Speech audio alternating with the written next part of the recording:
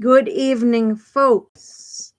Now, discussion D tonight has some natural ways to deal with diabetes plus Hashimoto's disease.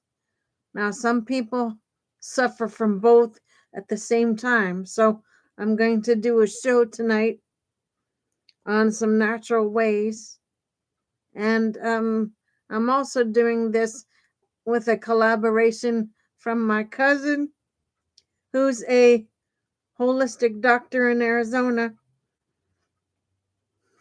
So thanks, Sarah. Okay, guys, let's get going.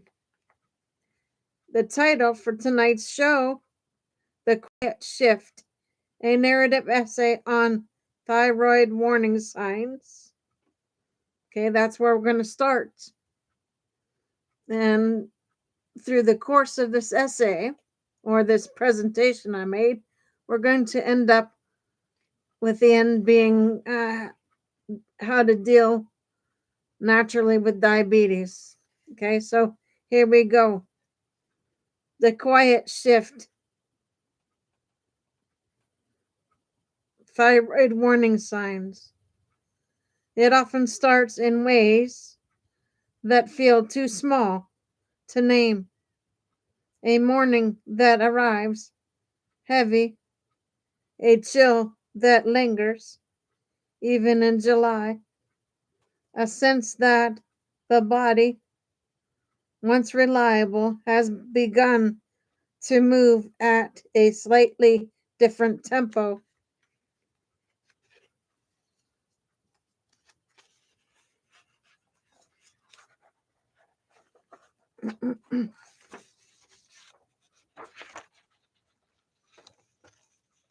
For months, she blamed the fatigue on work, long days, long nights, the kind of schedule that makes anyone feel worn thin. But this tiredness was different. It wasn't the kind that sleep could fix. It felt cellular, as if her energy had been quietly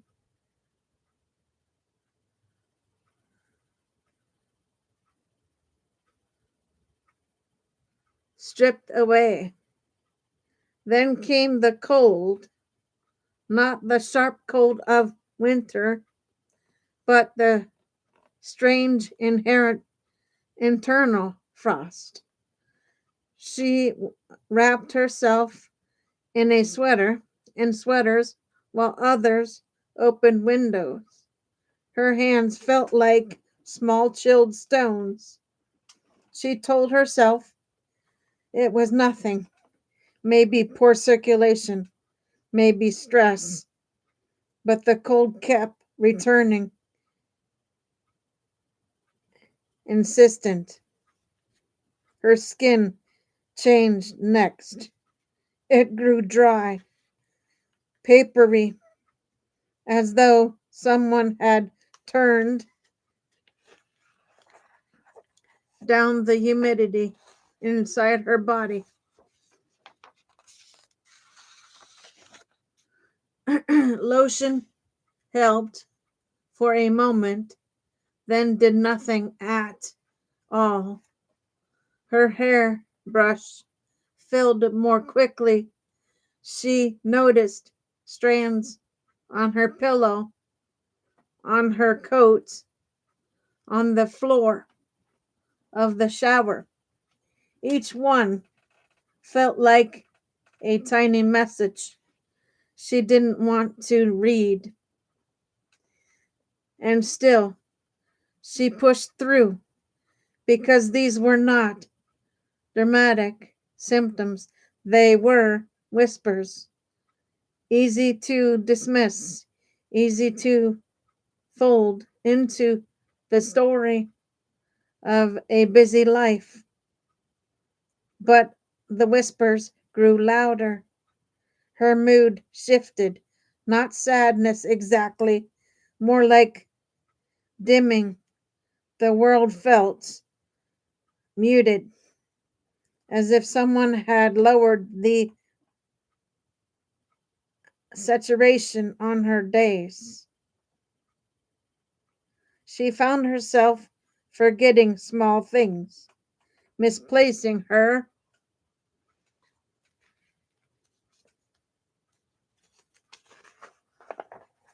keys.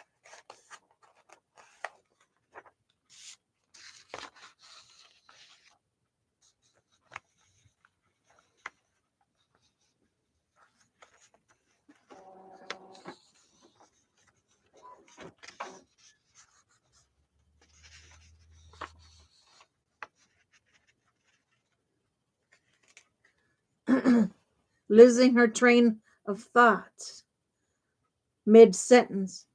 She laughed it off, but the laughter felt thin. Then one morning, she stepped on the scale and frowned, a few pounds up. Nothing alarming, but she had been eating the same, moving the same. The weight felt like another quiet clue, another piece of a puzzle she hadn't realized she was assembling. It wasn't until her voice changed, softening, thinning, becoming harder to project, that she finally paused. She heard herself speaking in a meeting and didn't recognize the sound. It was as though her voice had retreated, unsure.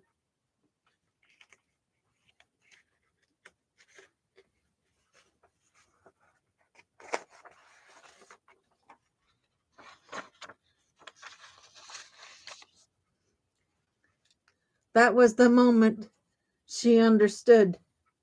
Her body had been speaking all along.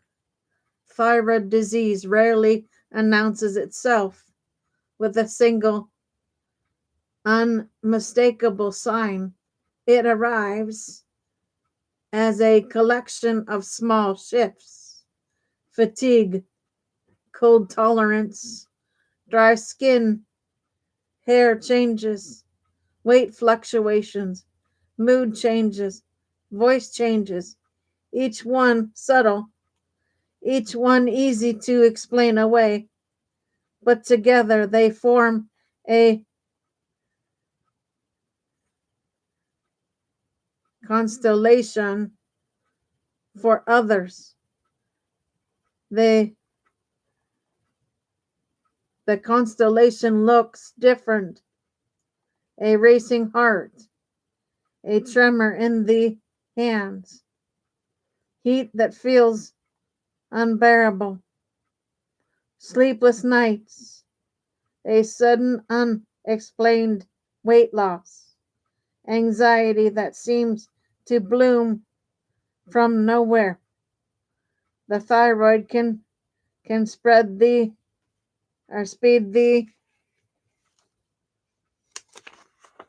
body up just as easily as it can slow it down.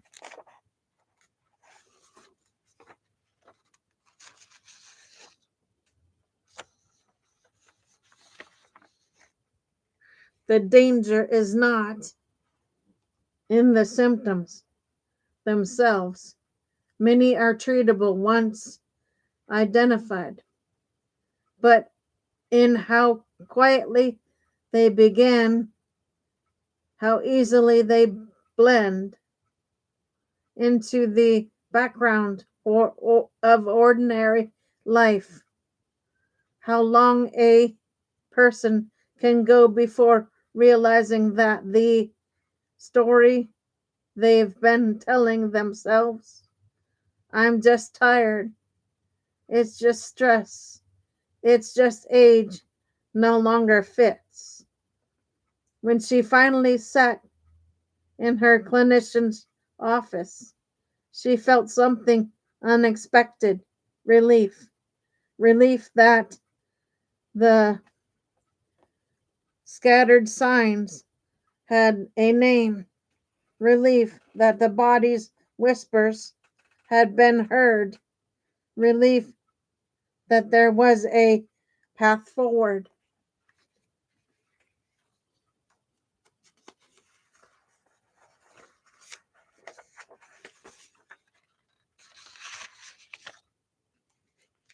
Because the truth is simple.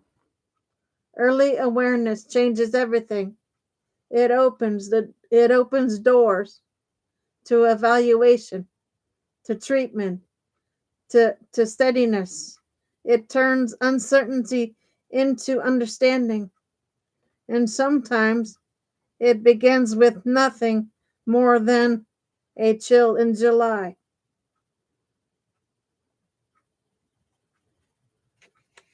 Okay, here you go, guys. Here's the other other piece. Below is a patient story op-ed about Hashimoto's narrative, emotionally resonant, and policy aware.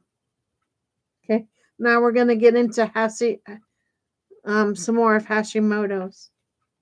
Okay, this title for this section: When Your Body Whispers for Years Before Anyone Listens.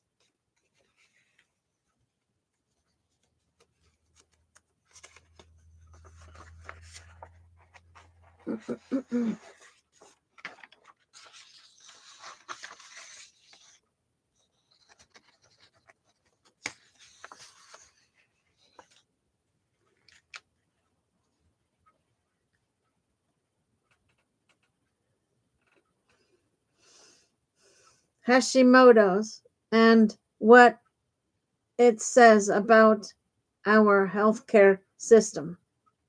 The first thing Emily noticed was the fatigue, not the kind that follows a late night or a long week, but a bone deep exhaustion that made her feel as if gravity had quietly doubled. She was 36, a mother of two, a full-time professional, and someone who had always provided, always prided herself on keeping up. Suddenly she couldn't.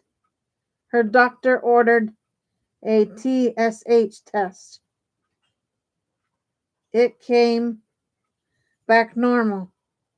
So she was told, what? Millions of women here, you are stressed, you are busy. Try to get more sleep.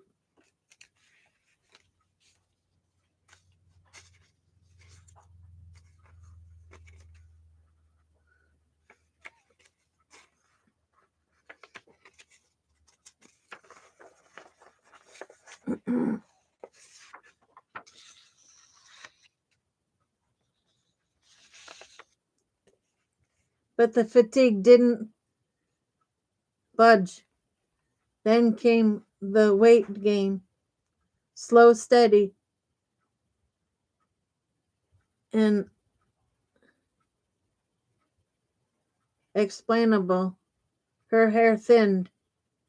Her period changed. Her periods changed.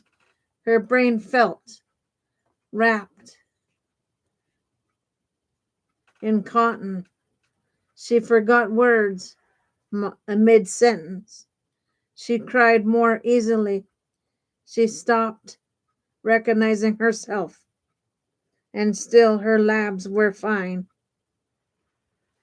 This is the quiet tragedy of Hashimoto's.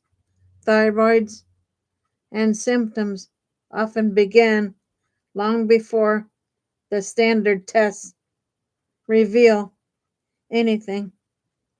The body whispers for years before anyone listens. The day everything finally made sense.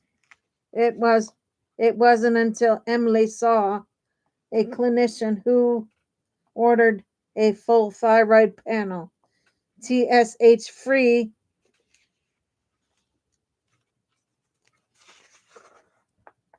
T4 free, T3 revised, T3 and thyroid antibodies, that the truth emerged. Her TPO antibodies were sky high. Her immune system had been attacking her thyroid for years.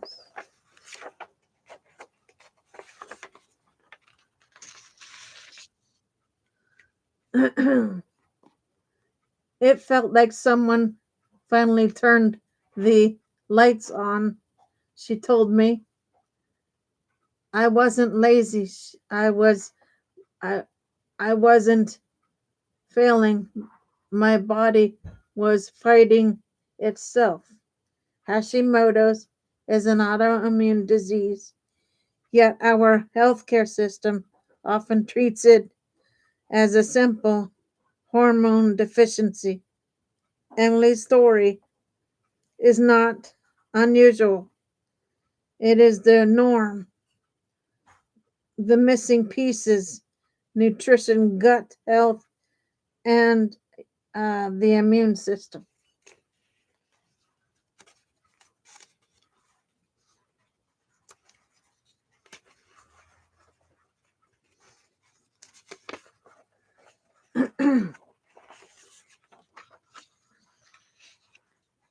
When Emily began exploring functional medicine, she didn't find magic cures. She found explanations. She learned that her vitamin D was low, her ferritin was borderline, and her uh, selenium and zinc were insufficient nutrients essential for thyroid hormone conversation and immune regulation. She learned that her gut, where most of the immune system lives, was inflamed and imbalanced. She learned that gluten sensitivity can amplify autoimmune signaling in some people with Hashimoto's.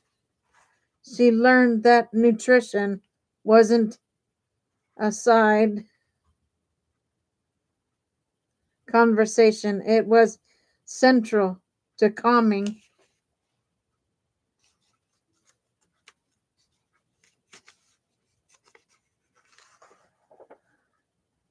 None of this replaced medical care. It uh, complement or completed it.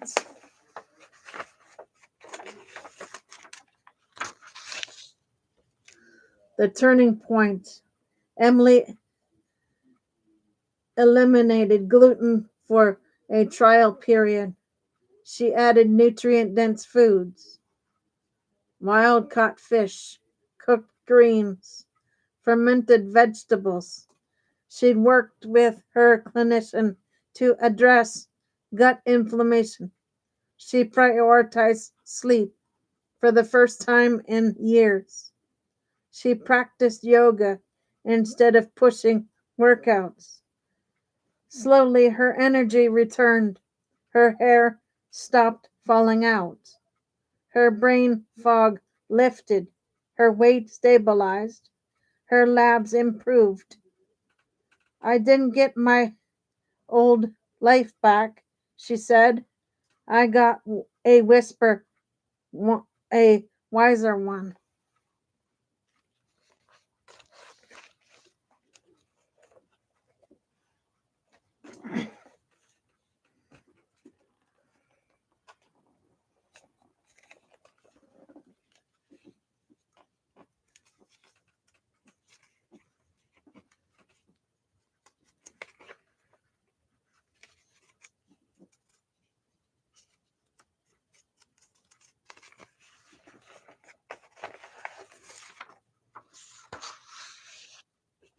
What Emily's story reveals about our system.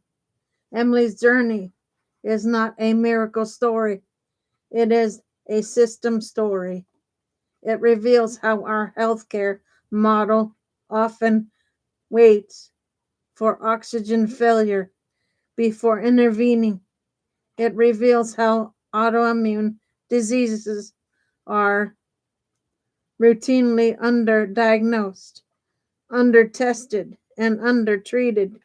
It reveals how nutrition and gut health, central to immune function, remain marginalized in mainstream care. Most importantly, it reveals how many patients are left to navigate their illness alone, dismissed as anxious or overwhelmed, when their bodies are quietly sounding alarms.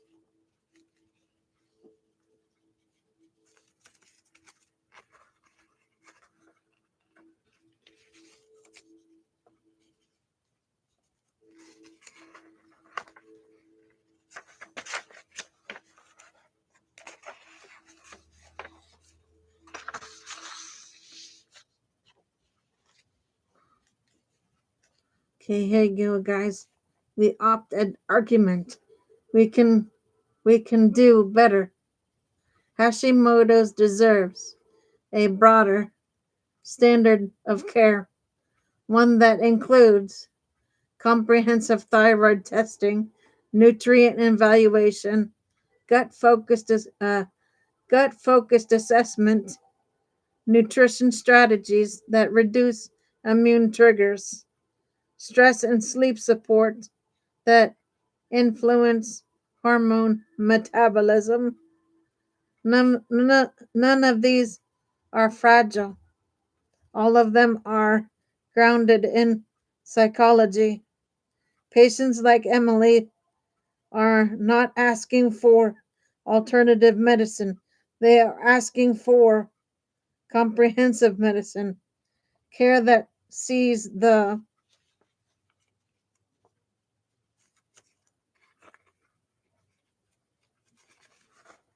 thyroid not as an isolated organ, but as part of an interconnected immune system.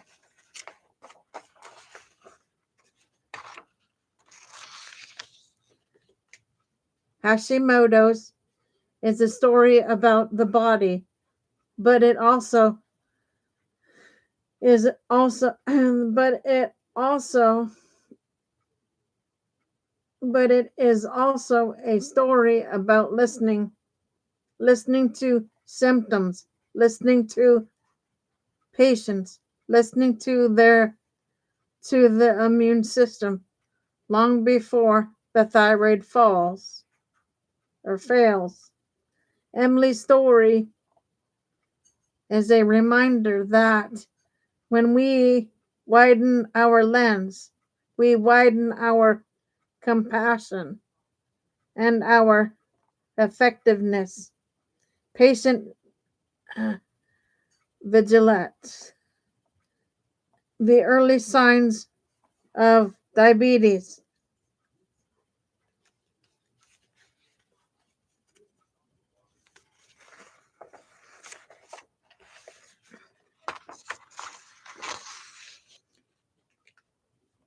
He didn't think of himself as someone who got sick.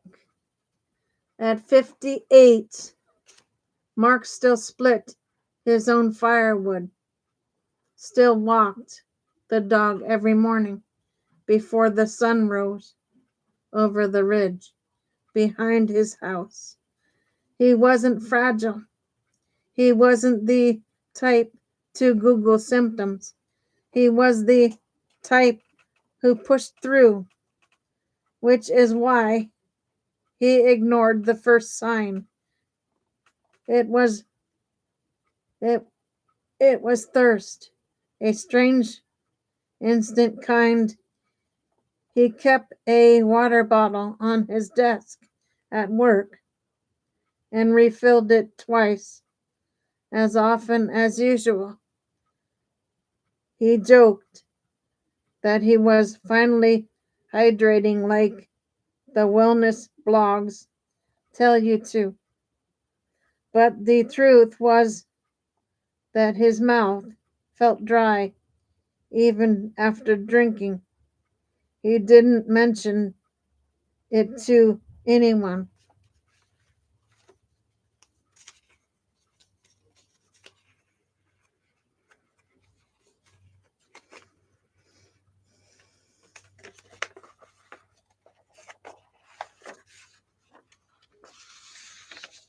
Then came the fatigue, not exhaustion exactly, more like slow leak of energy. He'd finished his morning walk and feel as though he'd already lived half the day at work. He found himself staring at the computer screen, blinking hard to stay focused. He blamed the summer heat. He blamed stress. He blamed everything except his own body. The third sign arrived quietly, blurred vision. He noticed it while reading the newspaper. The words looked smudged at the edges, as if the ink had run.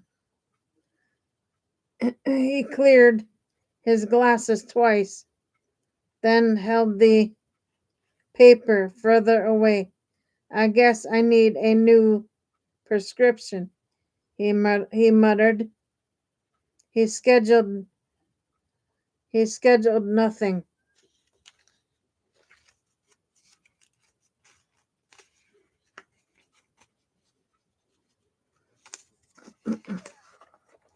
But the moment that unsettled him came one evening in the kitchen.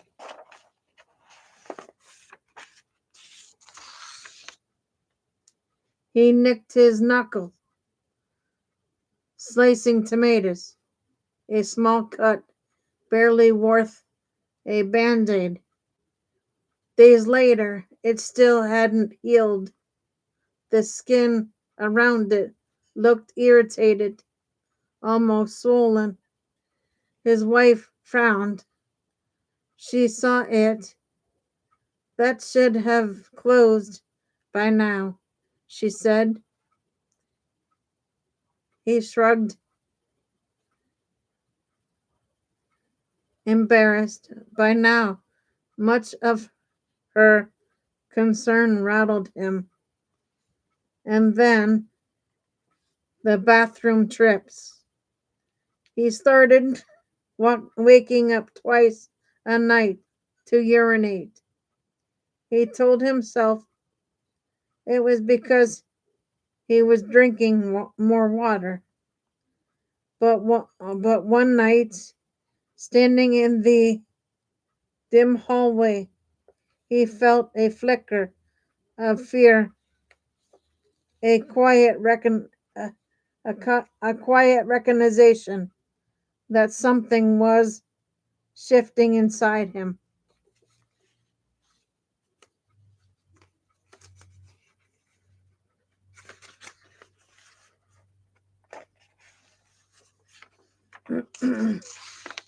The final nudge came from his wife. She'd watched him grow thinner without trying, watched him rub his eyes, watched him refill his water bottle again and again. One Saturday morning, she placed a hand on his arm and said gently, I think we should get this checked. At the clinic, the nurse pricked his finger. The glucose meter beeped. The number flashed. Mark stared at it, feeling the world tilt just slightly, not dramatically, not catastrophically, but enough to make him understand that the scattered signs had been a story all along, a story his body had been trying to tell him.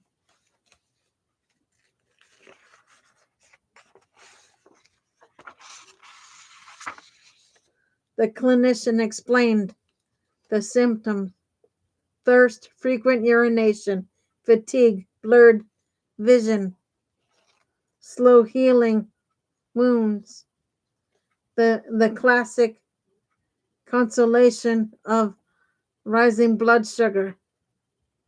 She talked about lifestyle changes, monitoring, and treatment options. She reassured him that many people live full, healthy lives with diabetes, especially when caught early.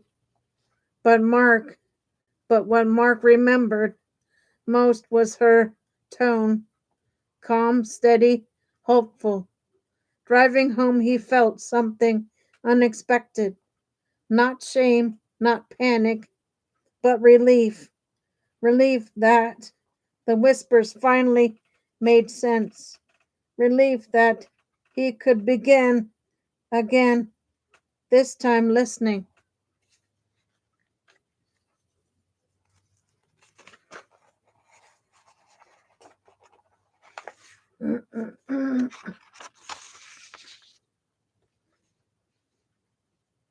Okay, guys, this part teaches people how to deal with diabetes, Hashimoto's, and things. So we're going to go through the last half of my presentation now.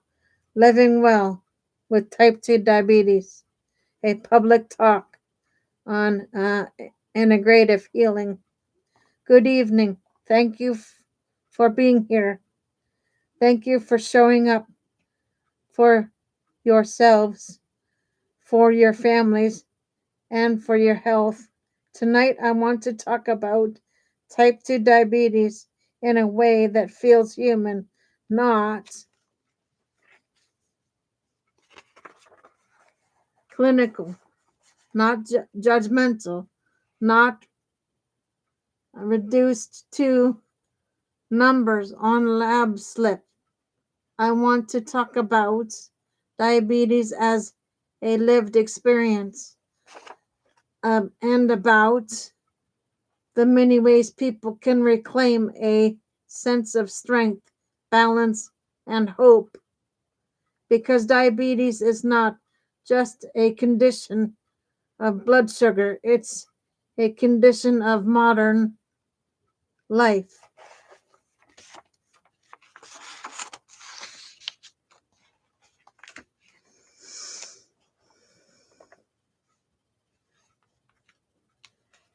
Of stress, sleep, food access, movement, culture, and the daily pressures that shape how we care for ourselves.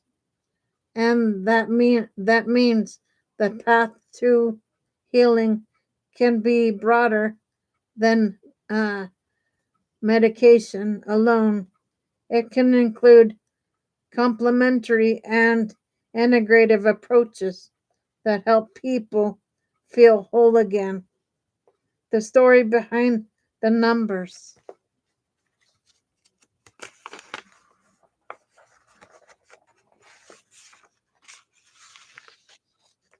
When someone is diagnosed with type 2 diabetes, they often hear a flood of numbers: A1C, fasting glucose, LDL, BMI. But behind every number is a person trying to make sense of a body that suddenly feels unpredictable. I've met people who say, I feel like my body betrayed me. Others say, I'm scared of what comes next. And many say, I don't want diabetes to define me. Integrative care begins with this truth. You are more than your numbers. You deserve care that sees your whole life, not just your lab results. Nature as a partner in healing.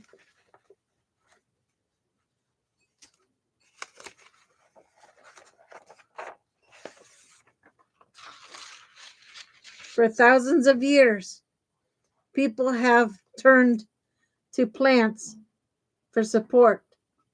Today, science is beginning to understand why some botanicals help with blood sugar regulation.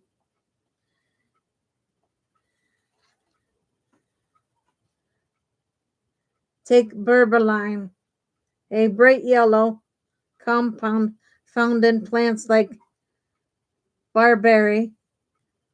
It activates a cellular energy pathway that helps the body use glucose more efficiently. Many people who use barberine outside alongside their prescribed care notice steadier energy and smoother blood sugar patterns. Learn more botanical insulin uh, sensors, sensitizers, or consider cinnamon and flaxseed foods that foods and herbs that gently slow carbohydrate absorption and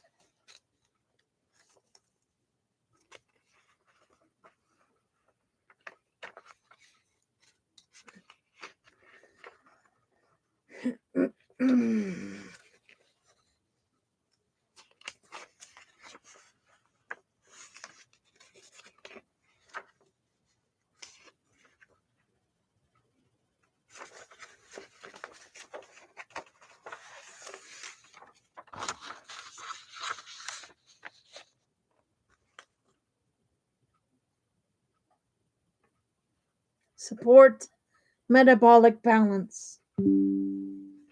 These aren't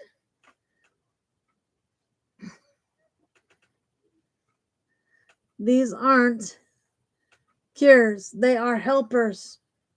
They're small nudges toward equilibrium. But natural doesn't always mean safe.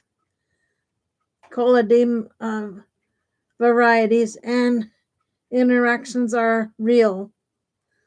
That's why it's important to talk with your clinician before adding supplements.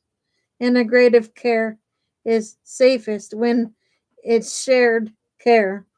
Explore carbo- uh, carbohydrate absorption inhibitors. The body remembers stress, and so does blood sugar. Stress is not just an emotion, it is a biochemical event. When stress rises, cortisol rises. When cortisol rises, insulin rises.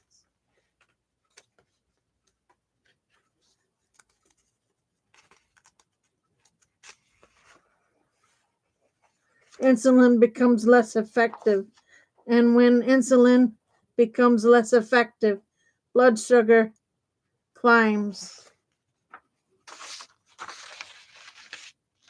Many people with diabetes describe feeling weird and tired, exhausted, but unable to slow down. Mind body practices offer a way to reset. Yoga.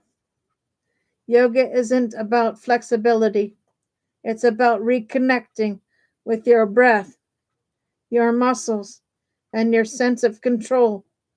Studies show yoga can lower blood sugar and reduce inflammation.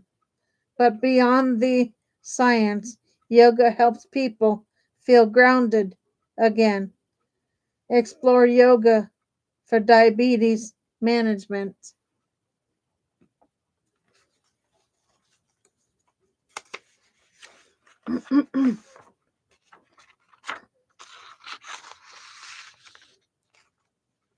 Mindfulness. Mindfulness teaches us to pause before reacting, to choose food intentionally, to respond to stress with awareness, to listen to our bodies without judgment. It's it's one of the most powerful tools for reducing diabetes distress. Explore mindfulness for glycemic control. Tai Chi. Tai Chi, slow flowing movement, gently activate the muscles that regulate glucose. It's especially helpful for older adults or people with limited mobility. These practices don't replace medication, they complement it. They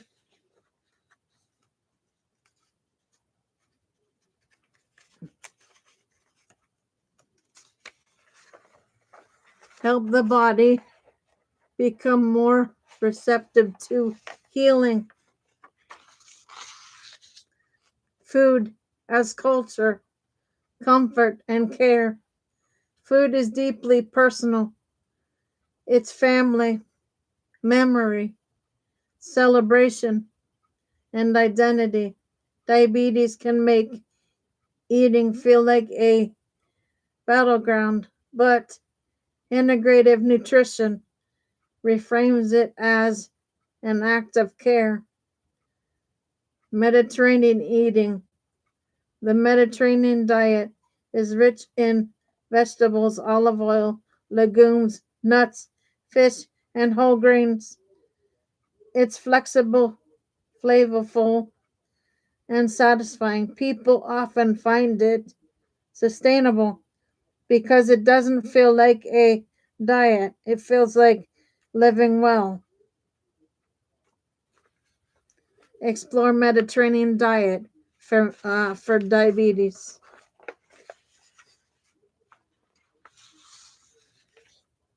Plant forward meals. Plant based eating improves insulin sensitivity and reduces inflammation.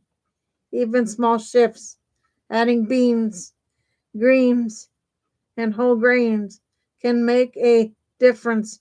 Explore plant-based diet for diabetes. Low carb approaches.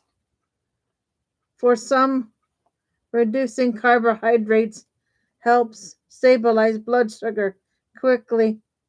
Integrative care focuses on sustainable low carb patterns rather than extreme restrictions. Explore DASH diet for diabetes. Food should nourish you, not punish you. Integrative nutrition helps people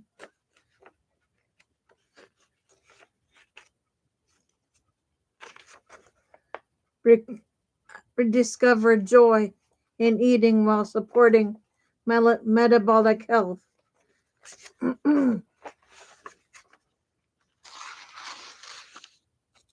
Ancient wisdom, modern insights, home, whole, medi- whole medical traditions like ashwagandha and traditional Chinese medicine view diabetes not as a single disease, but as a disruption in the body's overall harmony. Their treatments, herbal formulas, movement practices, digestive support, and circadian alignments aim to restore balance rather than target symptoms alone. People often find these systems meaningful because they offer a narrative of healing that feels personal and holistic, explores as adjunctive polyherbal for diabetics. Okay, guys, that is your shows for the evening. I will be back tomorrow for shows. For now, Gator Wellness. Take care, folks.